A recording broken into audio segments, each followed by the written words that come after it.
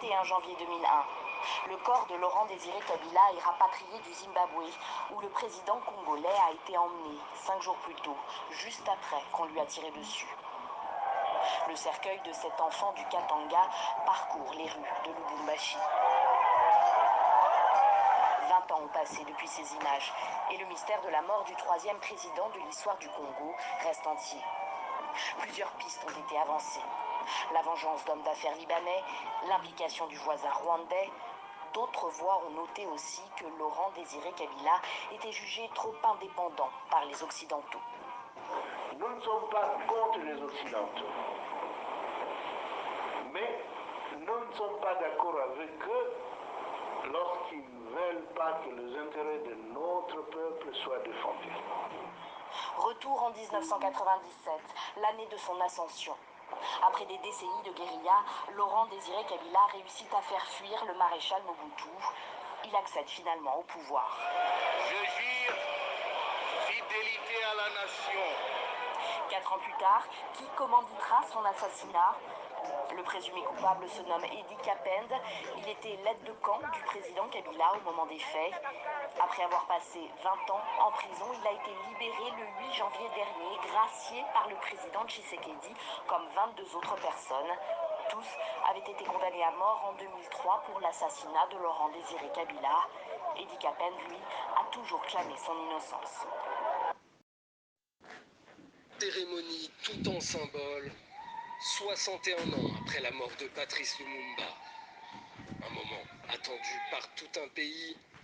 Première étape essentielle avant les funérailles prévues à Kinshasa, capitale d'une République démocratique du Congo, dont il fut le premier ministre après son indépendance et jusqu'à son assassinat. Une poignée d'heures plus tôt, dans l'intimité, le procureur fédéral de Belgique remet une dent de Patrice Lumumba à sa famille. C'est la seule partie du corps de l'ancien Premier ministre congolais qui existe encore. Cette dent avait été conservée en souvenir par un policier belge qui avait participé à la disparition du corps de Patrice Lumumba.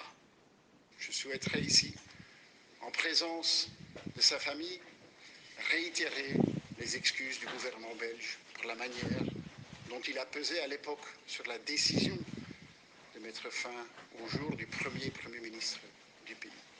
Cette dent a pu être récupérée par la justice belge en 2016 après une plainte pour recel déposée par la famille de Patrice Lumumba. Une autre enquête, elle, pour crime de guerre, ouverte en 2011, est toujours en cours. Quand es-tu mort? On ne sait pas. Où as-tu été assassiné? On ne sait pas non plus. Qui t'ont assassiné et pourquoi? On cherche encore. Patrice Lumumba est considéré comme le premier héros du Congo indépendant, mais sa stature dépasse largement les frontières du pays. L'histoire glorieuse de notre lutte pour la liberté. Totikaki bino 4 ans. Totiki bino 4 ans, Lolendo.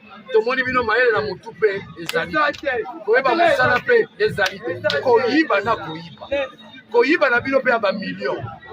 32 millions, 58 millions, 60 millions, 120 millions.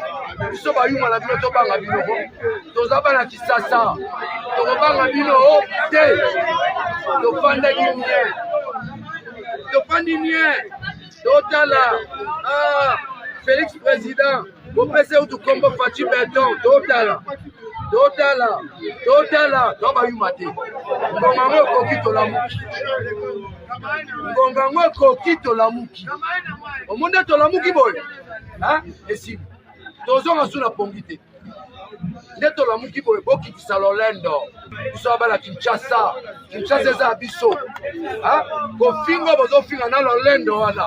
Bostope. Tokomi na ngonga maponami. Mobeko likunze lobi. Oeze le kwa campagne te. Bino bozo sala campagne. Bozo le la télévision Fachi Beton. Deuxième mandat Fachi Beton. Tozo tala bino. Omoni biso toza ba yumba. Omoni biso toza ba zoba. Bino kutu bouta ba mboka. Kwe Kinshasa. Tozo tala bino. Ngonga ngwe koki. ngongo ekoki bobomona mnake olobi faci beton omoni pire bime buki beton ebuki beton na bino.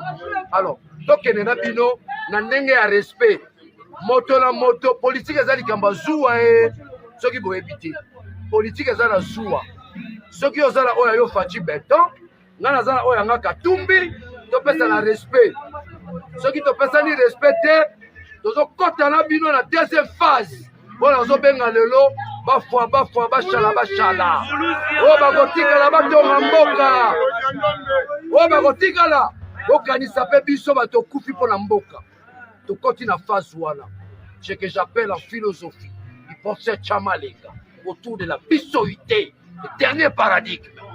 Le dernier paradigme, Bokeba, Boyaga, Faci Berton